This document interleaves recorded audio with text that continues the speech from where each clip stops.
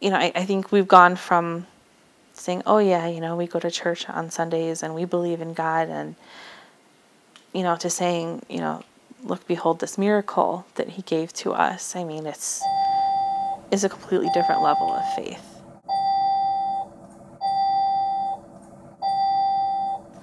I'm Eileen, and this is Grace Micus.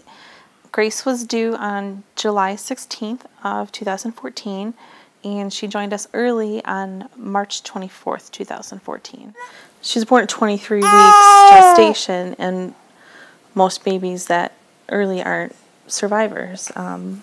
Because she was born so early, had chronic lung disease or bronchopulmonary dysplasia. She was born at 1 pound and 4 ounces, so she couldn't eat anything.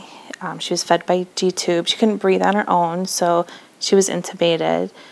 And even in the beginning, she was fed intravenously before she was fed through her G-tube, because she was on oxygen for so long that she had developed retinopathy of prematurity. So she had to get some injections in her eyes. She had to have heart surgery to close her PDA valve. She's got some hemangiomas, which are the little bumps and spots that she's got. It's terrifying knowing that there's nothing that you can do. It's out of your hands. And, you know, we just put our faith in God, and we said, God, you know, all things can happen through you, and just constant vigils and prayers. And actually Pastor Jen came prepared without even us asking her. And we laid hands on our isolate, and Pastor Jen just blessed her, and it was really nice.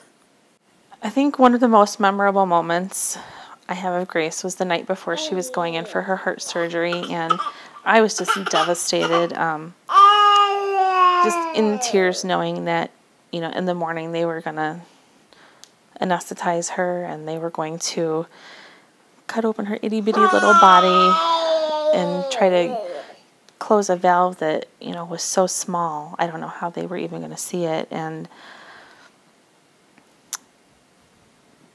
at that moment, that when we were getting ready to leave, or to be more accurate, Ken was trying to drag me out the door because I didn't want to leave, she chose that moment to open her eyes. And it was at that moment that, you know, you could just see God in her eyes, and you could just hear her saying, "It's going to be okay, Mommy."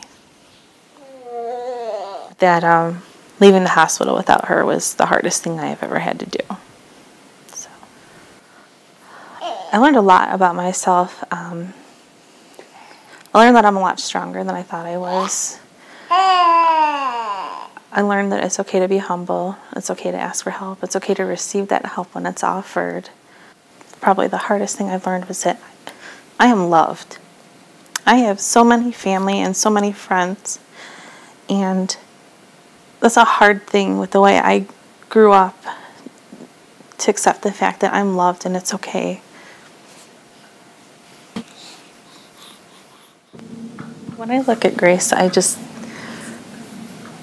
see Grace. I see God's love and God's promise fulfilled, and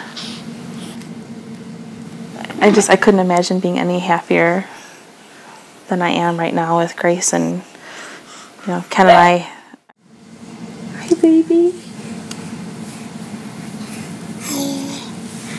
being told that she would never make it, and then proving everybody wrong.